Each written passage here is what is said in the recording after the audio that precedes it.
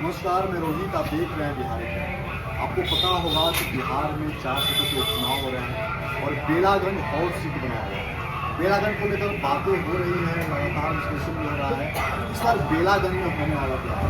देखिए, बेलागंज में एक तरफ जहाँ सुरेंद्र यादव का भ्रम बनाया था 34 साल से लगातार विधायक रहे हैं, अब उनके बेटे मैदान में है। एक तरफ मनोरमा देवी मैदान में है एनडीए से, जदयू से, तो दूसरी तरफ प्रशांत किशोर भी मैदान में उतरे हुए हैं। देखना होगा कि इस सीट पे कौन बाजी मारता है, कैसा मुकाबला है, यहाँ के लोग क्या बोलते हैं। अभी हम बेलागंज बाजार में हैं, लोगों से बातचीत करेंगे, सीधा आपको बताएंगे क्या चल रहा है। लोग आपका नाम महेश शर्मा। बेलागंज को लेकर बहुत बातें हो रही हैं, कहा जा रहा है बदलाव दूसरी तरफ प्रशांत किशोर दूसरे हुए हैं। क्या लग रहा है आपको? निश्चित रूप से बेलागंज पूरे बिहार में 4 उपचुनाव और उसमें हॉट सीट बना और सारे दलों के लोग और प्रशांत जी नया एक दल बनाकर भी प्रयोग में आए हैं। वो किसी राजनीतिक दल की आलोचना नहीं करना चाहते, लेकिन बेलागंज राजनैतिक, आर्थिक और सामाजिक रूप से बहुत पिछड़ा क्षेत्र रहा। चाहे जो भी जनप्रतिनिधि रहे हो, जनप्रतिनिधियों को उपेक्षा का शिकार है। बेलागंज में एक योजना आज तक शत्रुघ्न बाबू के बाद पता नहीं चलता कि कोई योजना का यहाँ विकास हुआ, कोई घर का संपर्क कई MLA MP भी आए, विभिन्न दलों के मेंबर ऑफ पार्लियामेंट, क्योंकि बेलागंज की विकास की धारा नहीं बही। बेलागंज में अपराध की धारा नहीं, उग्रवाद से लोग लड़े, अपराध से लोग लड़े। खास करके यहाँ के प्रवर्तियों का मुकाबला 35 साल में बहुत ज़्यादा। प्रशांत जी अपने को राजनीति के चाणक्य कहते हैं, निश्चित रूप से कंप्यूटर माइंड व्यक्ति है। मैं उनको सम्मान के दृष्टि से देखता हूँ, जबरदस्ती समाज से भी है, उनके कर्मों के प्रति मेरा कोई टिप्पणी नहीं। प्रशांत जी भी कल कभी भारतीय जनता पार्टी, कभी जनता यूनाइटेड, कभी ममता बनर्जी, इन दलों के लिए उन्होंने काम किया और चुनाव में जैसा वो कहते हैं, मैं नहीं मानता कि मैं लोगों को जिताता हूँ और हराता हूँ। चुनाव में जिताने और हराने का काम जनता करती है। आप मैनेजमेंट करते हैं, आप एक अच्छे मैनेजमेंट करता है, उनके प्रति सम्मान। नए आए हैं, प्रयोग में है, लोग देख रहा है कि आप गतिविधि क्या है। प्रशांत जी कहते थे मैं भ्रष्टाचार का विरोधी हूँ, मैं अपराध का विरोधी हूँ। मुझे नहीं लगता है कि उनके जो उम्मीदवार उतरे हैं मैदान में, उनकी छवि मैदान है, उनकी छवि बहुत अच्छी है। हालांकि किसी दल के प्रतिनिधियों में कोई गौतम बुद्ध महावीर नहीं है, लेकिन उसमें देखना हो कि चंद्रगुप्त मौर्य कौन है और चाणक्य कौन है, और हमको चाणक्य नीति पर चलते हुए चंद्रगुप्त को अगर विजय बनाना है तो किसको पराजय करके हम बनाओगे। तो प्रशांत जी संघर्ष करें। अभी फिलहाल बिहार में कहीं कोई संभावना नहीं चलता, टक्कर में नहीं आते हैं। अभी कोई संभावना नहीं। यहाँ मैं नहीं कह रहा कि प्रशांत जी पिछले त्रिकोणात्मक संघर्ष में आ सकते हैं। अब कितना मेहनत उनके लोग कर रहे हैं, कितना कर रहे हैं मुझे नहीं पता, लेकिन यहाँ लड़ाई जंगल राज से मुक्ति, 35 साल का जो कुशासन है बेलागंज के धरती पर, उस कुशासन से लोग मुक्ति चाहते हैं। यहाँ जितने भी 35 साल में विकास कार्य हुए, मैंने भारत सरकार और बिहार सरकार को लिखा है, डिप्टी CM को भी लिखा है जांच के लिए। जल छाजन योजना हो, आहर पई सफाई योजना हो, मनरेगा हो, कोई ऐसा योजना में जिसमें भ्रष्टाचार नहीं, भ्रष्टाचार चरम सीमा। जल जंगल जमीन यहाँ हड़पे गए, विकास के नाम पर शून्यता है, शून्यता। ये विधायक होने के नाते हमारे विधायक उनको सम्मान करता हूँ, जहानाबाद के सांसद बन गए।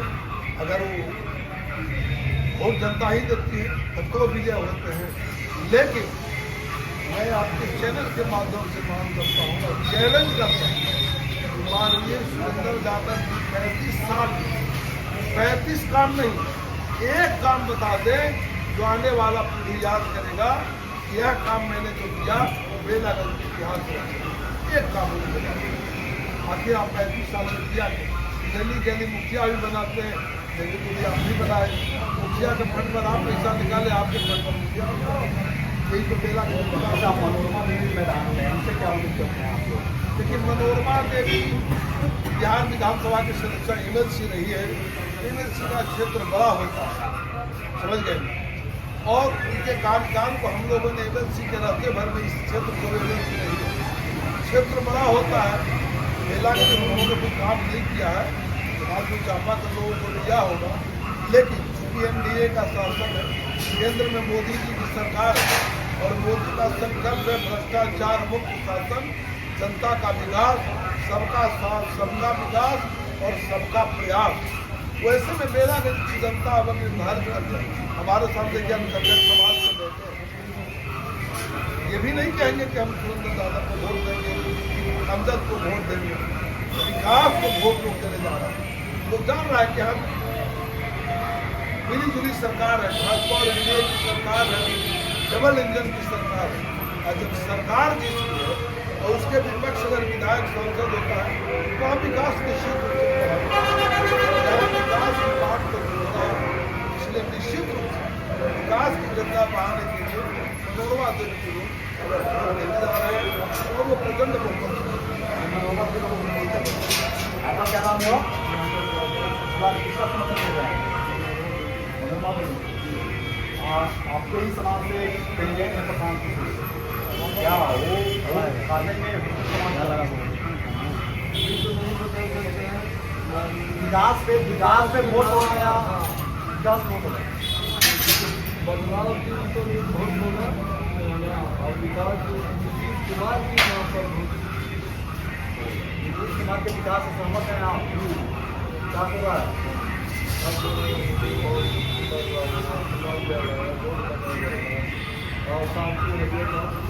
आपके अनुसार क्या लग रहा है कि मनोरमा देवी जी का जैसा इन्होंने कहा कि विकास के नाम पर मैंने कहा ना, अभी चर्चा क्या था गुरबाज ये बेलागंज में धमकी है। एक समय था कि 5 बजे के बाद लोग निकलता नहीं था, कहीं रोड नहीं था, रोड में गबड़ा है कि गबड़ा में रोड है। अटल जी एक रैली हुई थी एक आदमी की धरती पर, एक स्कूटर से व्यक्ति जा रहा था, उसकी पत्नी पीछे गिर गई और वो रैली में चला गया। अब वह जाके रोने लगा तो पुलिस वाले कहा क्यों रो रहे हो, पॉकेट मारा गया? तो नहीं सर, मैं आ रहा था पत्नी को लेकर अटल जी का भाषण सुने, पत्नी मेरी रोड में गिर रही, मुझे पता नहीं रोड कहाँ पत्नी बच रही है कि मर रही है पता नहीं।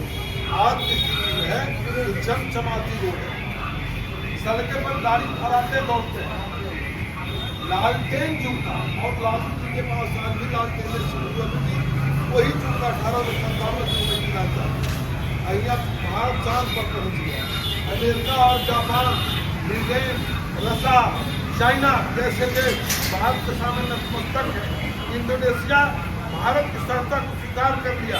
सऊदी अरब में राम मंदिर बन रहे हैं और भगवान राम का भी हाल में अयोध्या में आगमन पर दिवाली मनाई गई। तो आपको आश्चर्य होगा, पूरे विश्व का एक कंट्री ऐसा है जहाँ 1% भी हिंदू नहीं है, वो इंडोनेशिया। और उस इंडोनेशिया में और सऊदी अरब जो मुसलमानों का खजाना कहा जाता है, वहाँ से फतवा जारी होता है। और उस सऊदी अरब इंडोनेशिया में भगवान राम के आगमन पर दीपावली मनाई गई। ये नरेंद्र मोदी जैसा विकास पुरुष का सेवा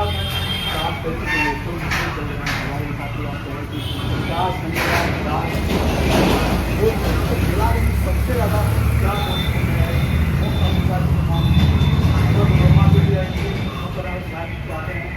आप बेलागंज सबसे पहले काम है?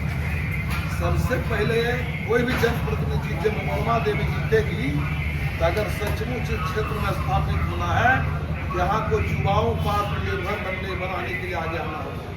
किसान का जो मूलभूत समस्या है, सारा आहर पैन को अतिक्रमण कर दिया गया। कहीं आहर पैन पोखर जो परंपरागत जमींदारी के समय से था, सबको समाप्त कर दिया गया। उसको साफ करना चाहिए। अगर हमारा जल स्रोत ही समाप्त हो जाएगा तो लाख करोड़पति लाख बिल्डिंग बना ले, प्रकृति विपरीत हो जाएगी और समूल धरती का नष्ट हो जाएगी। तो सबसे पहला काम होगा किसान को आत्मनिर्भर जुआ पार्टी में रोड तो बन गया है, गली गली बन गई है, लाइट आ गया है, जल जल पहुंच गया है। और सबसे बड़ा काम होगा भ्रष्टाचार पर कुछ लगाना। अगर भ्रष्टाचार समाप्त हो गया, निश्चित रूप से बेलागंज का विकास भारत के गरीब। जैसा कि आप देख रहे थे कि हम बेलागंज में हैं और बेलागंज के लिए मुकाबला है कहा जा रहा था, लेकिन उन लोगों के अनुसार मुकाबला फोन में है आपके भी नाम शेड्यूल और एनडीए में। तो देखना होगा कि लगातार जो बातें हो रही है बेलागंज में क्या होता है। लास्ट तक आप बने रहे चैनल पे। अगर फिर से देख रहे हैं तो फॉलो सब्सक्राइब करो। तो नमस्कार।